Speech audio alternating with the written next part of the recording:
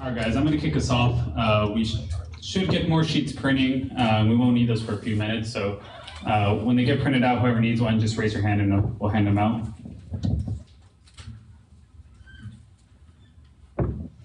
So how many people are coming out here for the first time? Raise your hand if this is your first time in the meetup group. Okay, cool. You got a good mix, new people, old people. So with tonight's presentation, I want to do something a little bit different. We're very fortunate in that we get a lot of good speakers, but if you've ever been to like the Lean UX meetup group, that one's usually a little bit more interactive, and it's usually a little bit more focused on a hands-on topic. And so with me presenting, I want to take the time to just sort of experiment that with this group. And so instead of us having this sort of one-way direction where we have a speaker talking about a certain topic, I really want to make this more tonight as far as a group discussion. And so with that, I want to first get a sense of the design experience that we have in the room. So how many people here have ever designed a web page or even just done wireframes or a mock-up of a web page? Raise your hand. Okay, wow, that's a lot. What about a logo? Who here has ever designed a logo? Okay, you guys you sort of designed a logo, weren't happy with it?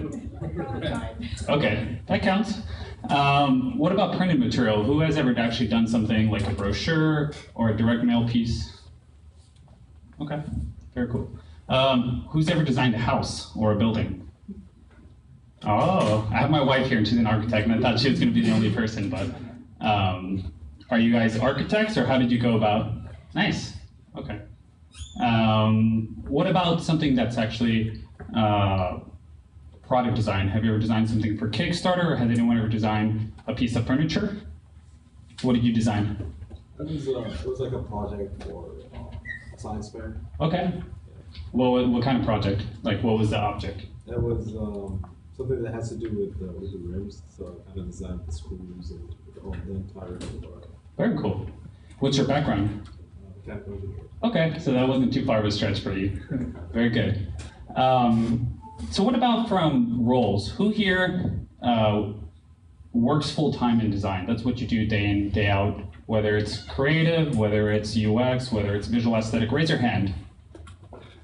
Okay, so we got a couple of you guys. So for tonight, you guys are going to be the shoguns in the room. You guys are going to be sort of the seasoned veterans who have done design before. And what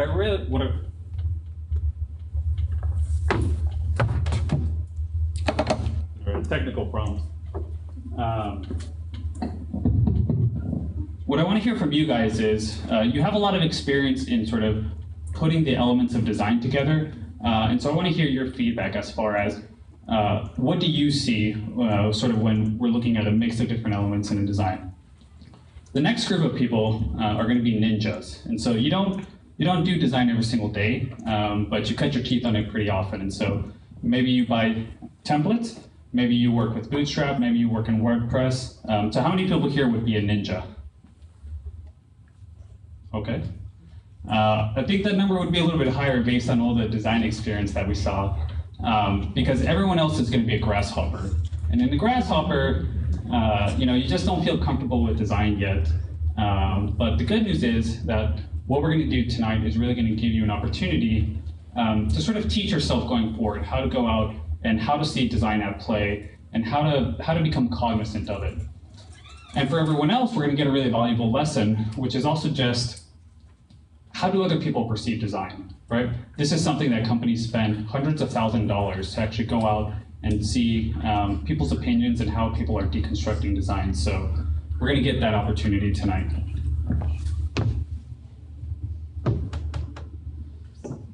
So the thing that I find really interesting with design is that I could go out and I could ask 10 people, is this a good design or is this a bad design, right? And not from a standpoint of judging the purpose of it, but just from the aesthetic of it. And I think 9 out of 10 people would say that yes, this is a good design. But if I were to ask those same people, well, why is it a good design, right? Most people wouldn't be able to answer it. They would say something like, well, it looks clean, or I like the colors on it. But the interesting thing is that, we can sort of go step by step and see the different elements that are starting to interact with this design, right? I can change the font, I can leave the font and I can just make it in black and white, or I can just strip it all together, right? And we can see the deconstructed version, almost like if we were taking a print style sheet. If you have a website, you hit print, and then you get this jumbled mess of just the content and the HTML to it.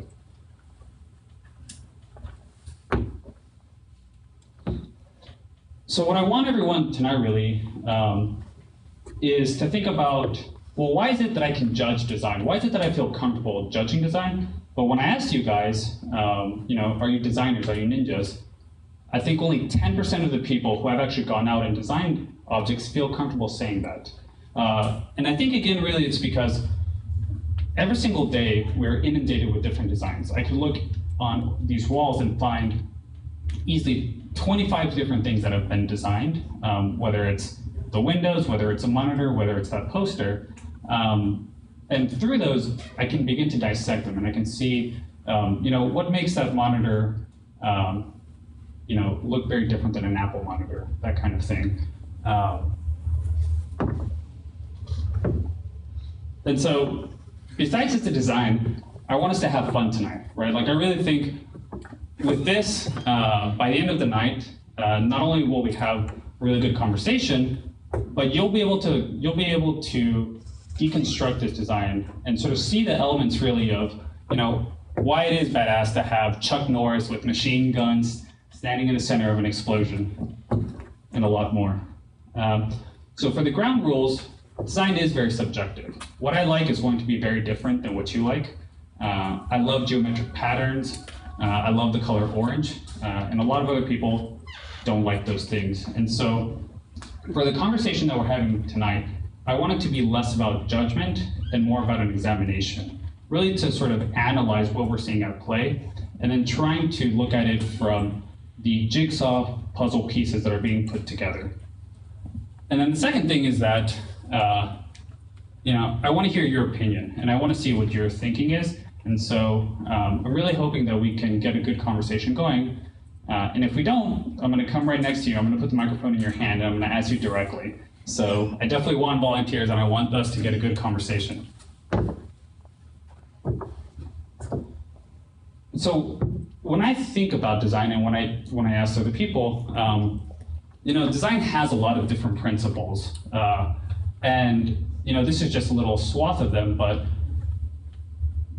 there's no way possible to teach design within a 45-minute presentation, right? That's not within the time. And really, design is something that you develop over many years of really trial and error. And so what I want us to do instead is really to think of it more of filters of logical questions that we can ask ourselves to sort of spark more analysis of it. And so that's, for those who did get sheets, that's what's at the top of it, right? That's sort of, this is going to be the top level grouping of how we figure out, or of how we deconstruct and decode the different designs that we're doing. And by the end of this, my goal is that all of you will feel empowered and will walk away and no longer really look at design, but really begin to see it, to see behind the matrix, and see just everything that is really going on in the design elements that we've been looking at. So any questions so far? If not, I'm going to start showing examples, and then I just want to hear. I want people to start talking about, okay, well, I see this happening on the design, or or maybe this element is going on. And so this is our first example. So what's an element at play that someone sees when looking at this kind bar? Color? Okay. What about the color?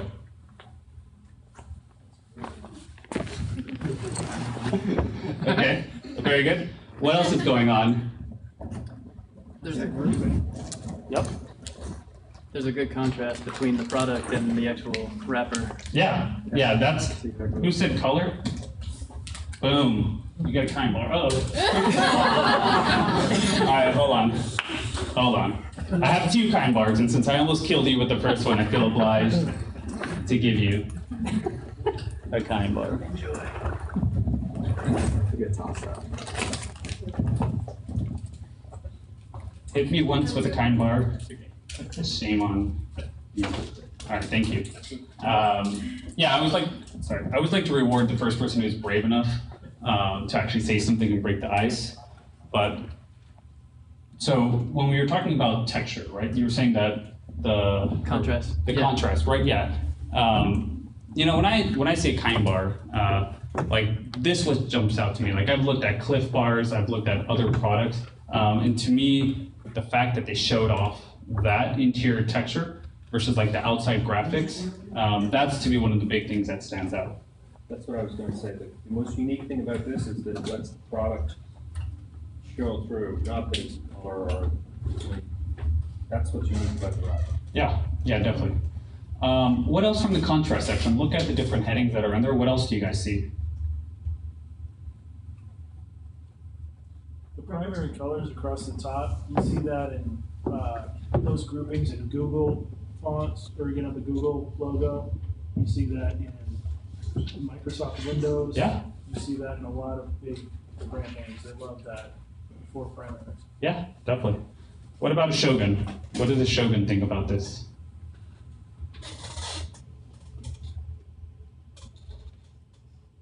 They're using the color to block out content. Yeah, yeah, exactly. It's sort of making it, it's sort of framing it around that a little bit more. One of the other elements that I've seen here is just look at the size, look at the contrast, right? When we're looking at the typography, like how big this is, you know, here there's a lot of spacing on the edges of it, but for the Kind Bar logo itself, it fills up that entire space.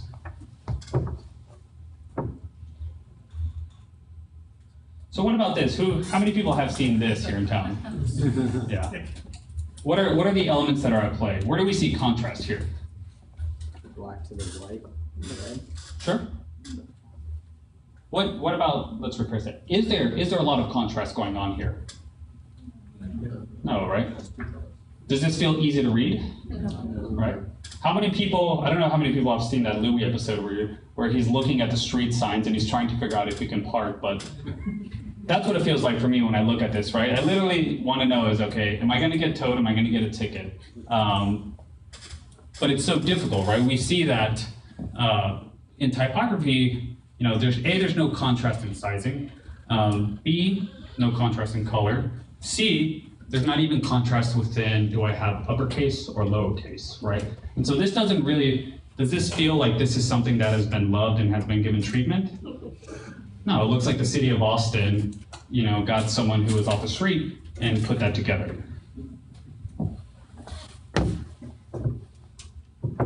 Okay. What about here? I made it a little bit easier. What's the element that's at play?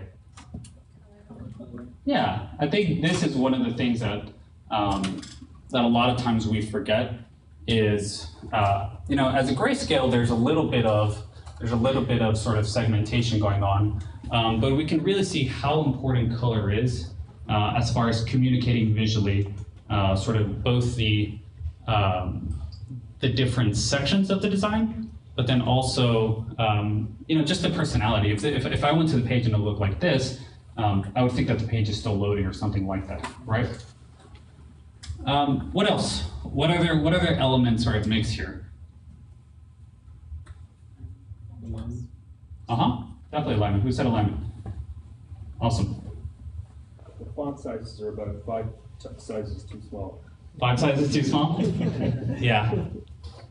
Yeah. This is somebody who wanted us to look at the pictures, did not want us to read the text. Yeah, I think that's a really good point. I found that interesting also that, you know, there's not really repetition. Like if you look at this one, it's a different symbol than this one. But these icons are really what are catching. I'm not going to go and read these initially. I'm really looking at those icons. What else? I think the color mixes up the hierarchy because you have archive and red, and there's two that you know, color blocks that are red, so are those related to the archive, and then you look at the grayscale, two of the items seem much more prominent. Yeah. So you can see how the colors.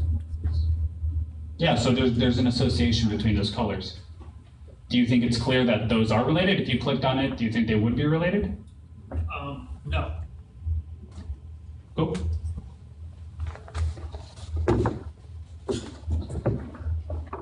What about here? Yeah, so I had never seen this building before. I forgot what I was looking for, but it turned out to be incredibly convenient for my presentation. How many people have ever seen this building in real life? Cool. How's the scale of it? How's the scale? I mean, it's pretty big. Yeah. I mean, it's just, yeah, it's surreal. So what are the elements that are at play?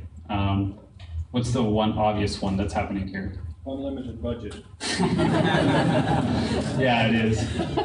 We went to Chicago just a few weeks ago, and Frank, I'm assuming this is Frank Gehry, he did the amphitheater or the outdoor theater there also, and there were some tourists who were next to us, for tourists as well, and they're like, so they just jammed that together? You know, that's basically what their comment was. But I love this because this is a really good example of that. When I'm talking about that design is everywhere, it's not on a web screen, or it's not on your phone, it's not just on your computer. It is really in every single element. We could look across the window and look at how the hotel is designed, because every single thing that is in front of us has been manufactured by someone, right? I worked on short film a couple of years ago, and it was my first time ever seeing how sort of something that's captured on film actually gets transferred. And I was blown away by how much effort had to go into composing each shot. You know, if you're doing one point of perspective where the person is talking to you, and then they switch the camera angle, all of the furniture gets moved around so that it looks seamless. And it's really the same concept here, is that every single thing, this podium, the sticker, everything that we have seen and that we're touching has been designed by someone.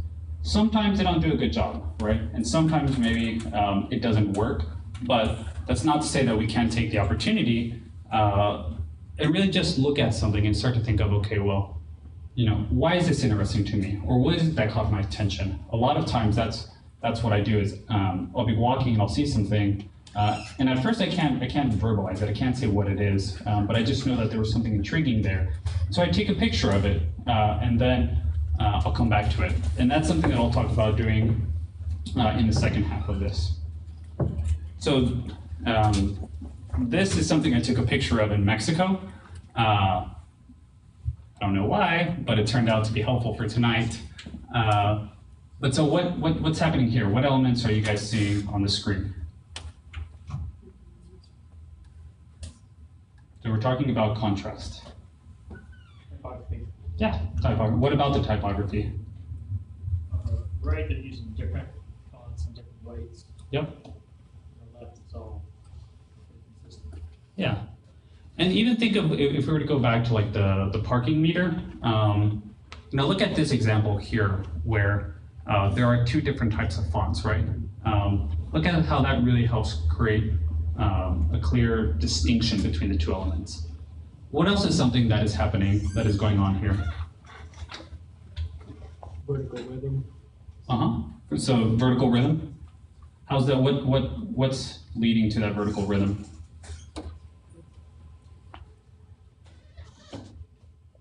The leading between the lines and extra space between the paragraphs to create clear visual breaks between paragraphs. Yeah, definitely. What else is happening? Color. Yeah. Black plodding along, and the other is red. Christmas. Yeah, definitely. There's a good contrast between the color. We know that, we don't think that this is the same document. This isn't page 1 and this is page 2, right? We know that these are two separate ones. What about on just an individual? Look at the individual one. What's happening? What's another element of contrast that is being employed? Sizing? Yeah, great answers. So sizing. You know, I think it happens so often that we take it for granted. But you know, here what's being used is not only just a different font base, but we have a header font, right? And then we have a body size, and then at the end we have this footer size as well. And that's one of the simplest things that you can do to really just add another level of detail to your design. Any questions so far about any of this? Okay, because I have like another 250 slides to go through. Okay, so now let's talk about alignment, or let's talk about layout. And layout is a very big topic, and I wasn't even sure to call this layout, right? It could have been arrangement, but it's really the structure, it's sort of the backbone of what we're seeing. So what's going on from a layout perspective? What do we see when we're looking at this image? Very symmetrical. Yeah, very symmetrical. Like homogeneous sizing. Yeah, homogeneous sizing. That's definitely happening. Why do you think the sizing is that way? So one is not more important than the other. Yeah. What's causing that sizing?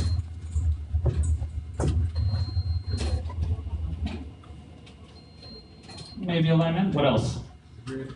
There we go. The grid. Yeah. So even though each one of these shapes are different combinations, are different mixes, the fact that it's being contained within a grid is what's helping lead to the sizing of it, and sort of creating that shared alignment and then the repetition that goes through it.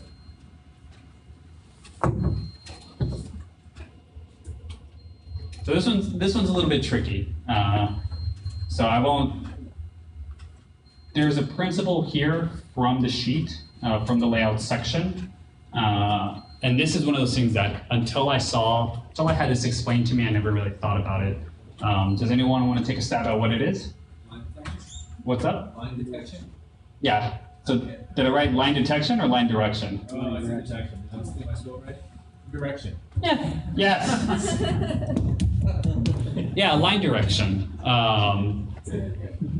Yeah, so we can see like this for me actually was one of those aha moments in design. So for everyone in the back, there are seats up here if anyone wants to sit up in the front, no pressure.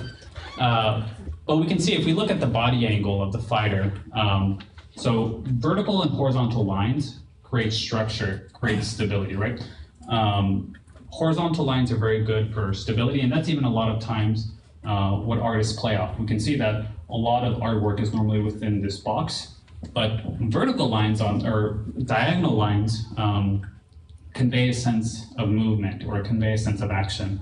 And we can really see this in looking at sort of the shape of the fighters and then even also of the ref as well. And to sort of illustrate this a little bit further, this is something that we'd find in HEB, right? And so how do we see line direction in this one?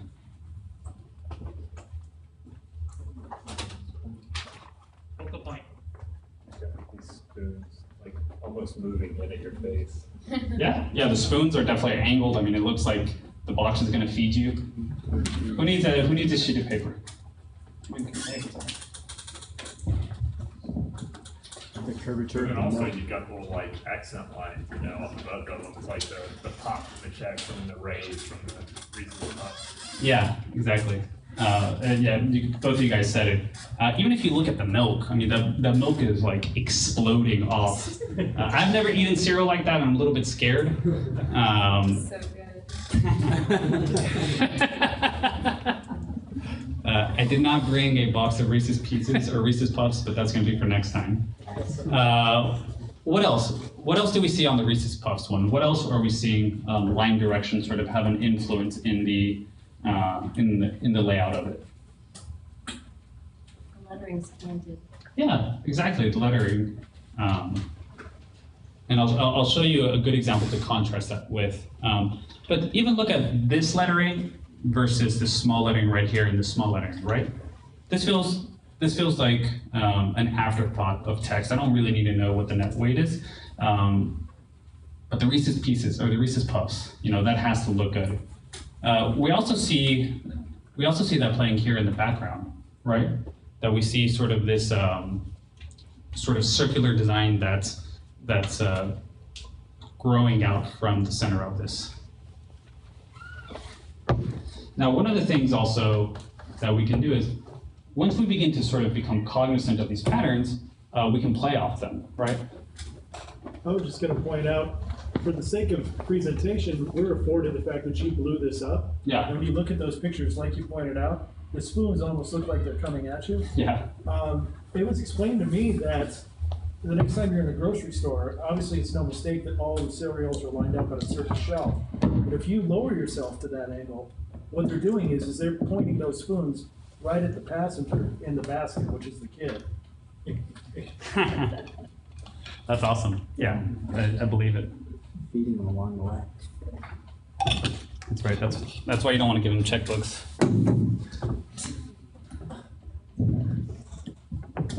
So going back to this concept of if all of these sugary sweet cereals, have these TNT cereal inside of them, how's this different?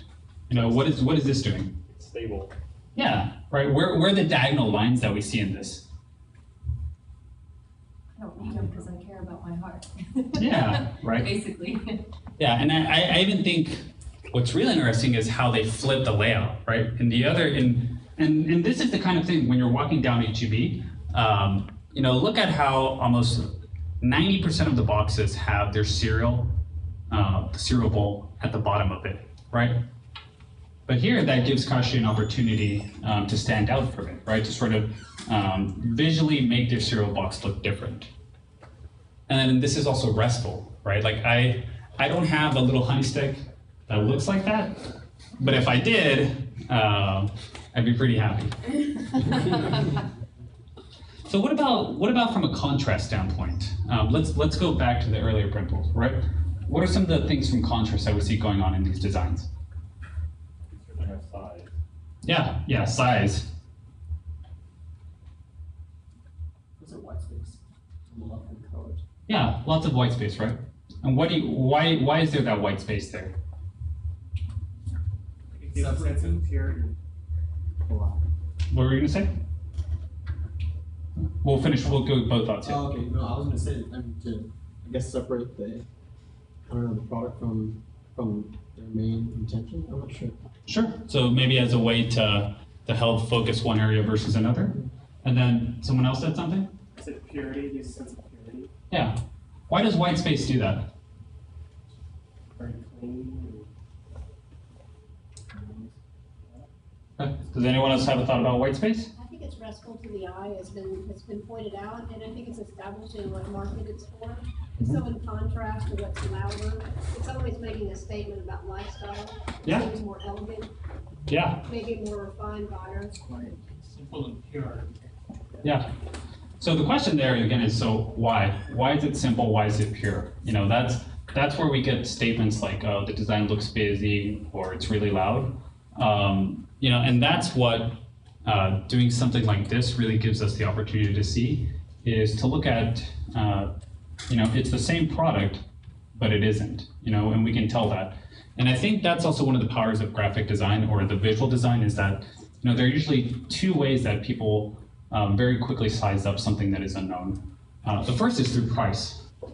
Maybe they're trying to take the focus off of the cardboard colored cereal and Yeah. hide it in a bowl that's the same color and highlight it with bright red strawberries, and then bring the focus down to the honey, which looks a lot more appetizing. Yeah, I think some of this is like, selling what I talked about is something you'd like to have, right? I'm shopping for cereal, but I'm also eating it. I'm making that decision with my eyes. But going back to the pricing thing, so pricing, if you're at a liquor store and you're about to go buy a bottle, and there are 35 bottles of tequila, how are you really making an accurate decision if you know nothing about them? Usually what you fall back to is, well, I want to spend about X amount of dollars, right?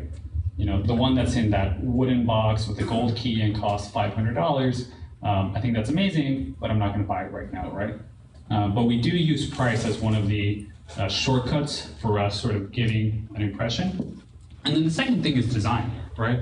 We look at it, we look at the packaging, and the interesting thing here is a lot of times, before we can actually process in our mind what we want, we've already made the decision, right? A lot of studies have been shown that there's usually about a 2-3 second lag that they can predict. Scientists have done scans on people's minds while they're in an MRI machine, and they've been able to see that there is this lag between before we can begin actually to say why we would or wouldn't want something, we've already made a decision. Anything else with these? Did you guys see? I saw on the kind of on the Kashi box. Yeah. If you pull the color out and the busyness out of the corn puff one, you really can it draws your eyes into 3 or 4 simple things. I mean, you were talking about the heart to heart, the honey, but you also look at the American Heart Association down on the left-hand corner. Yeah. It's really the only thing that pops out on any of the corners, where on the other one, there's all sorts of text and writing and all sorts of different context and contrast and so forth. So they do a really good job highlighting some really key things that they want to point out. 3 antioxidants, Kashi, the brand name, and the American Heart Association. Yeah, that's a great point. I like how the cereal is fat-free, because that's an important thing when you're buying cereal. The Kashi color choice. Go ahead. You mentioned the honey, and you said you didn't have one of those sticks, but I mean, American Heart Association, I bet your grandmother did. I think it has to do with their target market as well. Yeah. Just to go back to your tequila example, I know somebody who used to work in the tequila business, and most brands spend a lot more on the bottle than they do on the tequila. Oh yeah, that's a fantastic point. Yeah. It's all about how it presents itself on the shelf. That's what they're fighting over.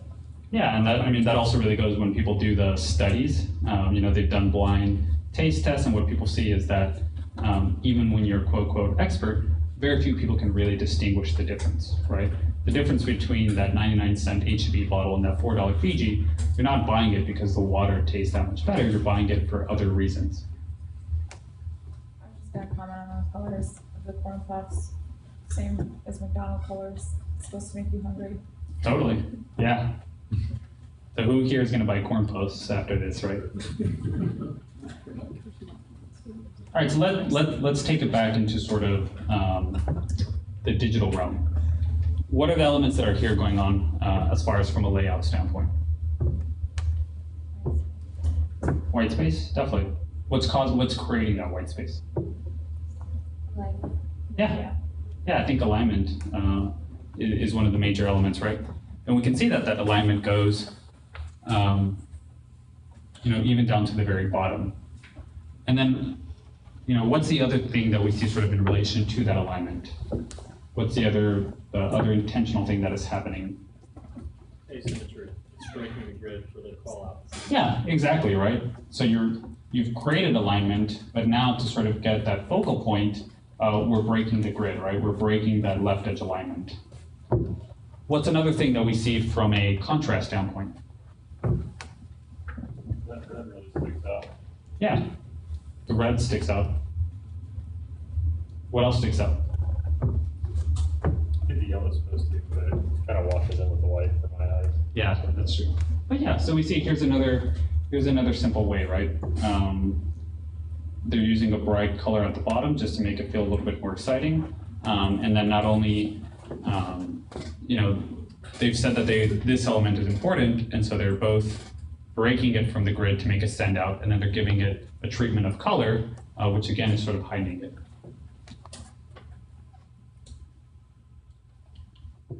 What about this Costco label? What do we see from a layout perspective? It's very practical. Yeah? What is it? I just said it's horrible. It's horrible? Why is it horrible, right? It's so ugly. Price first. But your price goes down. So why is it ugly? What are we judging? Are we judging the pricing on the front hanging from the ceiling, or the box in itself? The whole display. Yeah, so why is the whole display horrible, right? There's a lot of crowding.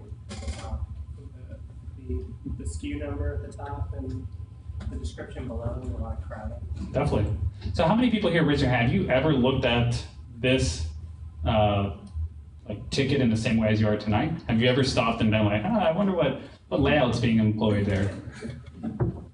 I used to work at Costco, so I can tell you I hate looking at All right, you get a fruit snack. Thank you. Okay, let's keep on going with the layout. What principle of layout is being employed? They're trying to give you a mental picture that this store is about cheapness. Okay. Mission accomplished. How is that happening? How do you get cheapness from that? You do a really shitty job of the layout of your sign. But so what, from an element standpoint, from like a design, how do you? Alignment, it's Okay. capitalized instead of lowercase. It doesn't have pictures of the product, and it's all about price. The big price, and then on the left, it's got the price per unit. Definitely. It's very Spartan-like, right? Yeah. I mean, all it is I guess they're trying to say, this is bare bones, that's all we do. There's no frills, right? You're gonna get the best price because look, this is what we do as far as putting together a sign. We didn't even take it out of the box from the truck, we just put it on the floor. Yeah. So why do people shop at Costco?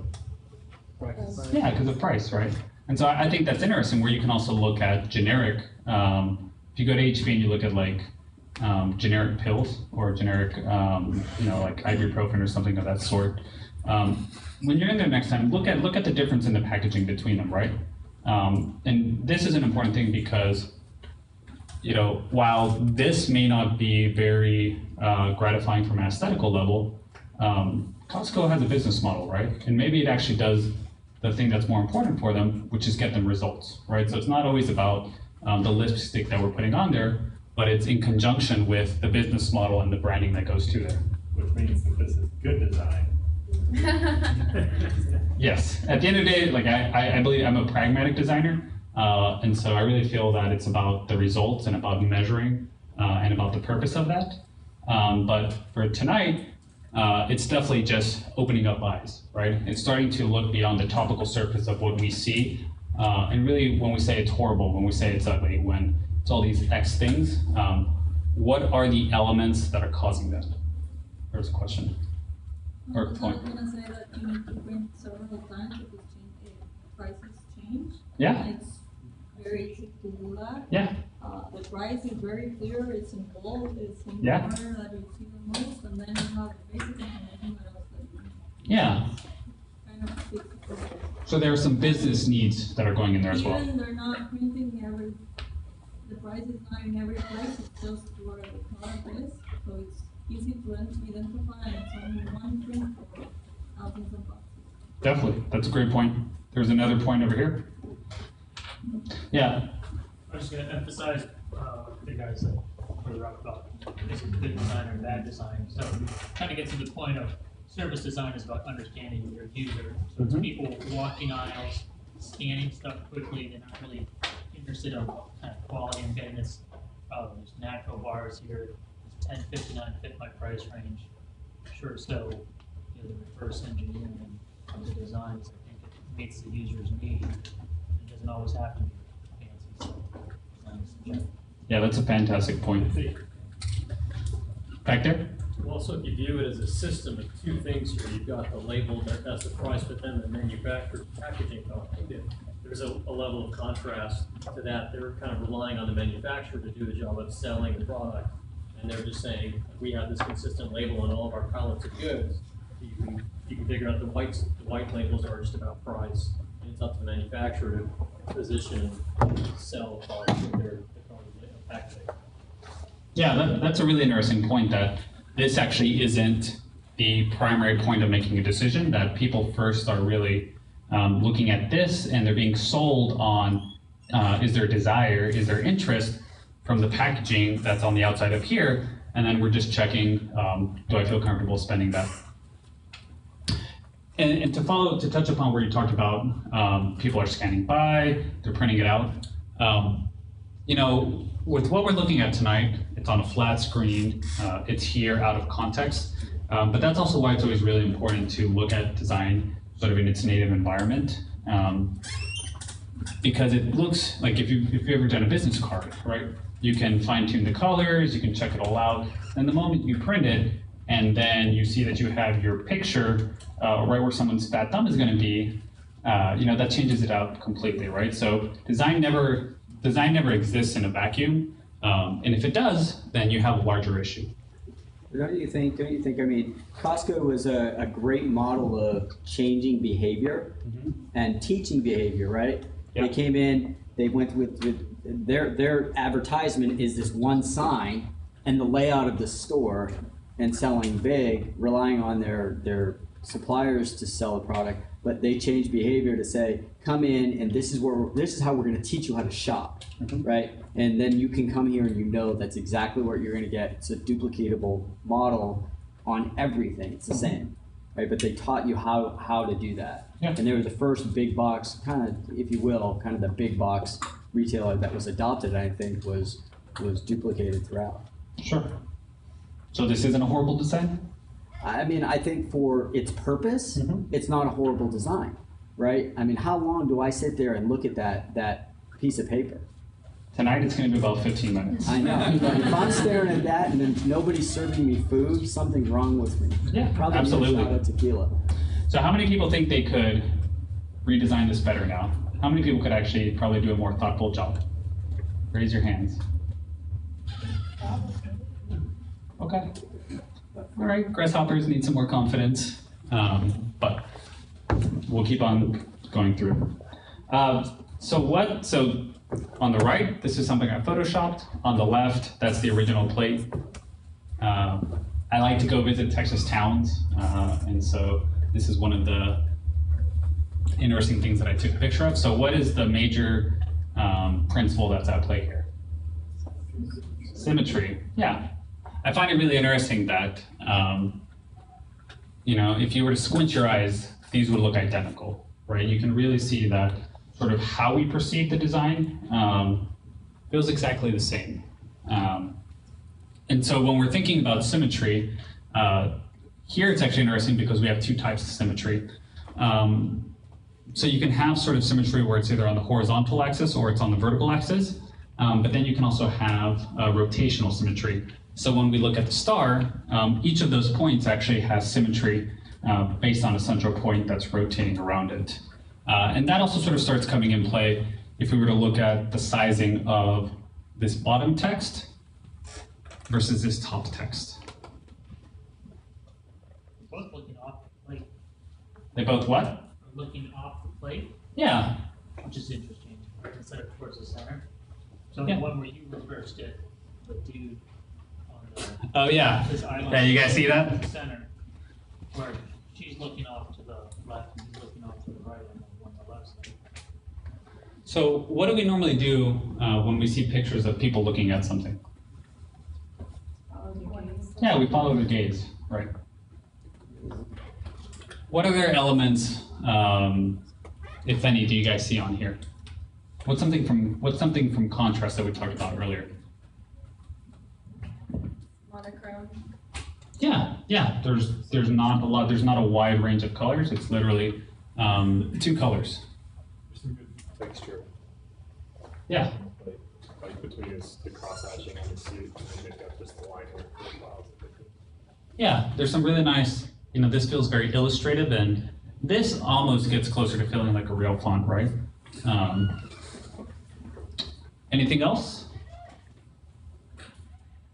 We didn't talk about it so much earlier, but there's also a mix. Sometimes the contrast comes from having, it's sort of like texture, but it's the mix of media, right? So you have typography, you have illustrations, you have a symbol. That's something in a couple other designs down the road that we'll see definitely start to influencing as once we start getting different types of media and combining them together. How are we doing? I want to check and see how we're doing on time.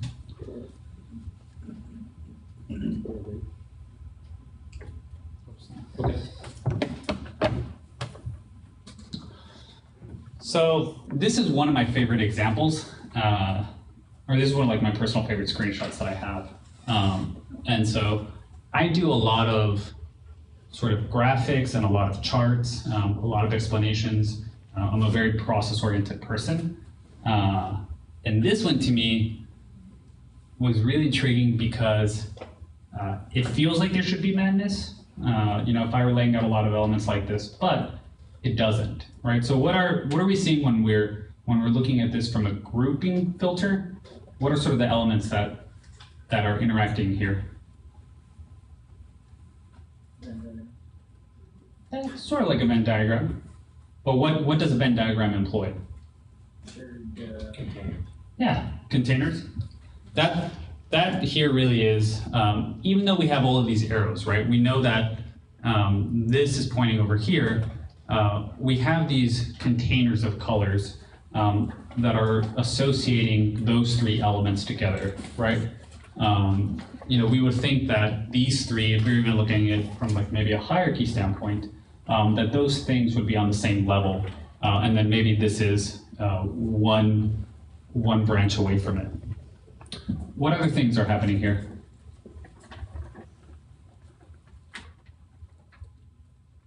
Lines. Yeah, lines, right? Without those lines, we wouldn't have all of these associations. What about the colors? What do the colors have going on?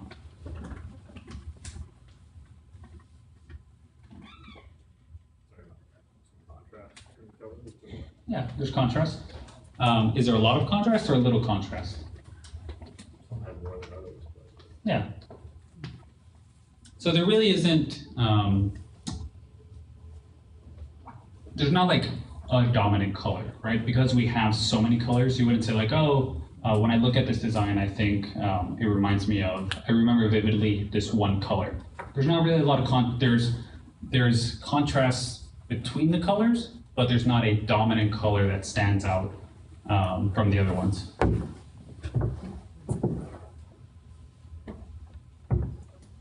So this is a flyer from a friend's band from Mexico. So what do we see here? One thing. There's more, but what's one thing that we see? Line direction. Yeah, line direction. Who said that? Awesome. Yeah, there's definitely a lot of line direction going on. What's helping sort of unify, even though there's these crazy, the font is going in a very unusual way, what's unifying this? We're going the same way. Yeah, so there's alignment between them, right? The alignment doesn't have to be exactly parallel. It's close enough we can tell that those two are related. What else?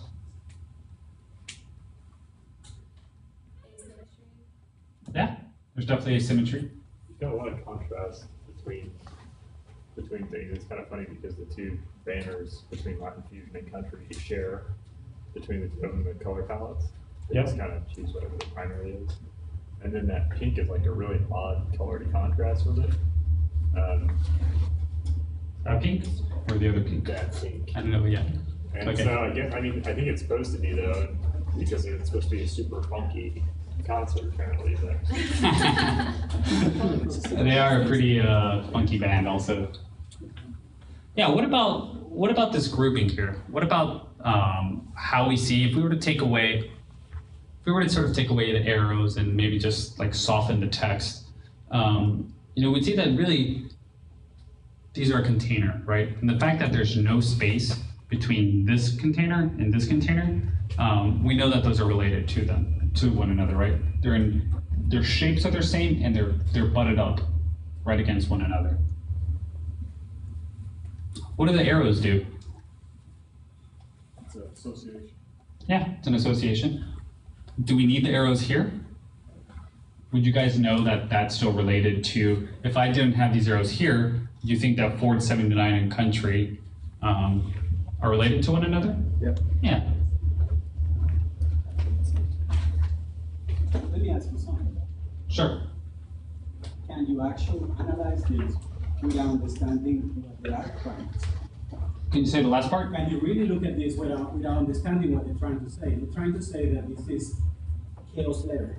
They're trying to say this is a labyrinth of chaos. So can you just look at the design without understanding the message? That's a great question. I think it's difficult, when you start looking at like purpose and results, sort of the pragmatic stuff that I talked about, I think it's really important to have that piece of the conversation, which is we did this because we were trying to achieve this, or we were going for this goal. For the scope of tonight, I think what we can see is just the elements that are at play. But if we wanted to sort of get a fact check on, hey, was this what you guys were going for? then we would need to hear the person and the original intent behind it. Yeah, but the actual text is a play, right? It's a message. When it says labyrinth of text, that's a play. That's the yellow line says labyrinth of text. So you see a labyrinth right there. You see a. Oh, gotcha. So, and that is a play, right? I mean, the actual words. Right, so you're saying there's like a double meaning, there's like some wittiness going on there? I think they're trying to portray a labyrinth, a chaotic labyrinth. Sure, yeah, they definitely could be. So. Yeah, so I think, I mean, I know, so actually that's this question. How many bands are up on here? 2. 3. So how many people think it's 2? Okay, how many people think it's 3? How many people think it's like 99 because you didn't raise your hand? Okay, so it's 3 bands, right? So I mean, this is the reason why, you know, people have a mental model. You go out, you design something. The person who designed this maybe stared at it for like 4 hours, and then you ship it out, and all of a sudden, the headliner, which is this band, doesn't look like it's even on there, right? It looks like the name of the show. That's Or like right. the Yeah, name it could be the venue, right? Or it could be the concert festival. But you realize, like I realized right when I said 2, oh Yeah. damn, there's 3 Yeah, because trick question. the arrows, and they all share the arrows, even though it looks like there's only 2. Yeah. And so maybe as a way to codify that, so why does this one not look like a band in comparison to those 2? Same color as the generic info at the bottom. But it's supposed to be like the focus is they're the headliner. Yeah. Then it's like this is mine, and also my friends are coming. You know. Yep. Back there in the back. I think also it doesn't follow the pattern where it's not listing the genre. Yep. Next to it as well, so it makes it feel like it's a title. Yeah, I think that's really where. For the grouping below. Yeah, it doesn't. These two sort of follow a pattern. This one breaks it, right?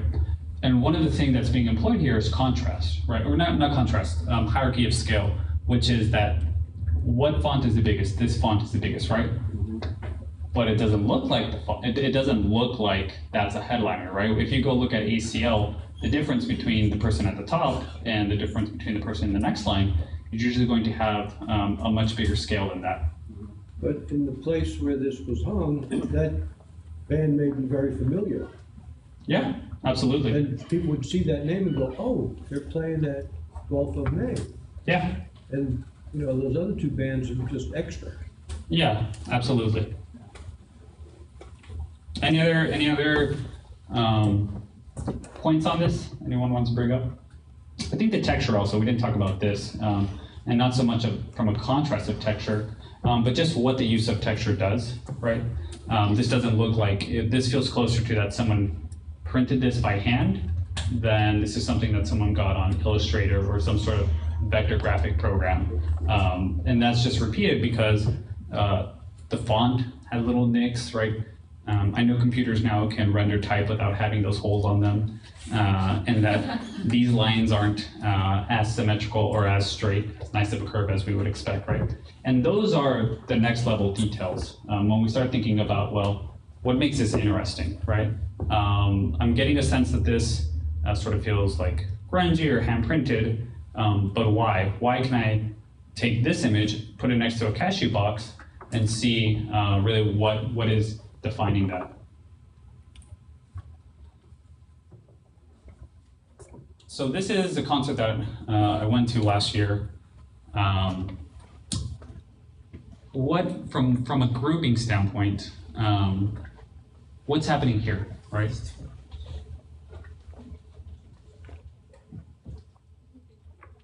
What was that?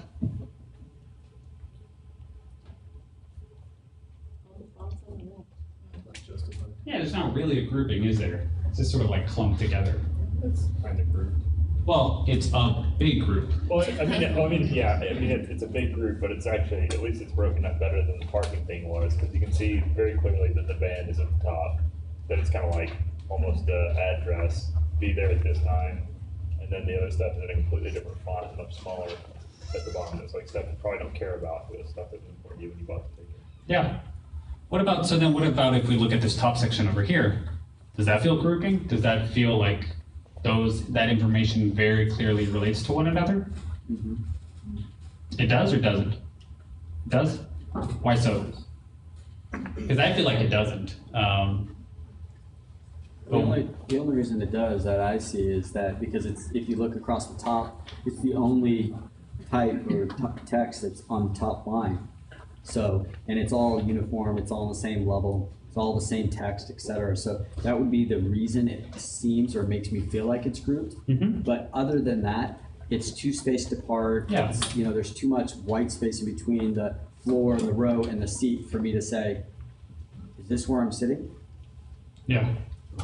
And I think this is also just one issue of, you know, if I'm in the general admission floor, why do you even put a row there, right? Like that's just putting a design element. It's not contextual to actually what my ticket is. But yeah, this is just an example of really that all of this information is grouped together. Let me show you a different one to get a sense of how different it can be. Does someone recognize where this is from? Right, we've all needed a table at some point. So what are the elements that are going on here?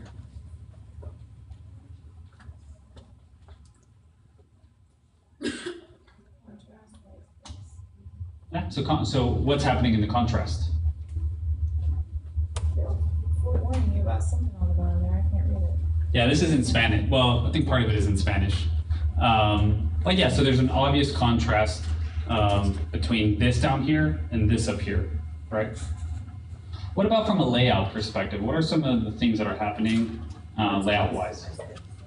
Yeah, white space, right? Well, we saw the one before. You know, again, this is where even just one line of white space could have made a big difference. It's a ticket, maybe it's not necessary, but when you're scanning, when you're there in front of the ticket and you want to see where your seat is, or you know, you want to make it easier to find, you know, this is what IKEA does, right? They help you understand how content is related to one another instead of just clumping it all together. What about another contrast element that's happening here? Yeah, there's a really good use of typography, both in there's a little bit of capitalization, there's boldness to it. You know, down here, they're using uppercase. And then I think just again here, like this color. You know, once you've shopped at IKEA, it's sort of, we're talking about the behavior. They repeat this pattern throughout the whole time that, you know, wherever you need to go and pick this thing up, it's going to be found in this information down here.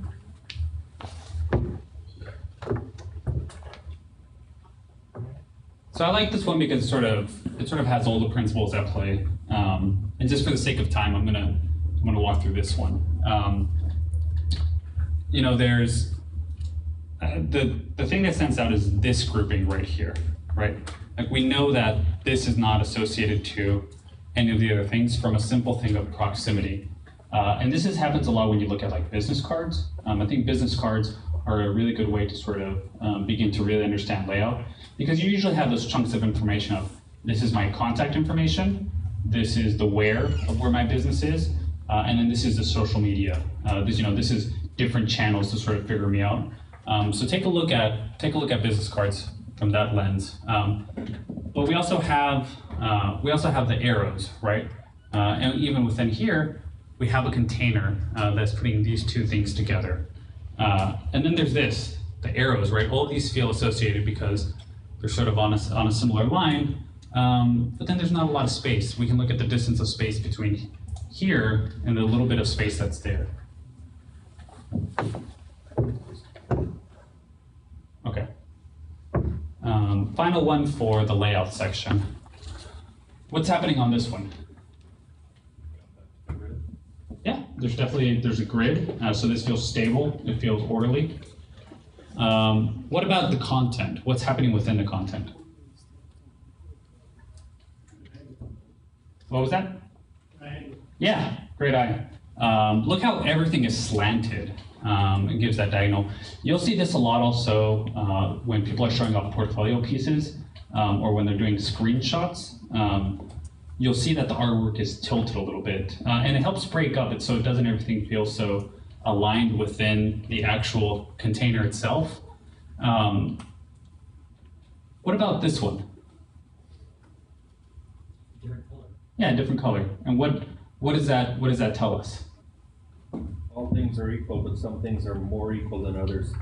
They want us to focus on that, that's standing out. Yeah, so they're drawing our attention, right? Person, which draws the eye more than blocks of text, and it's different color, and it's first.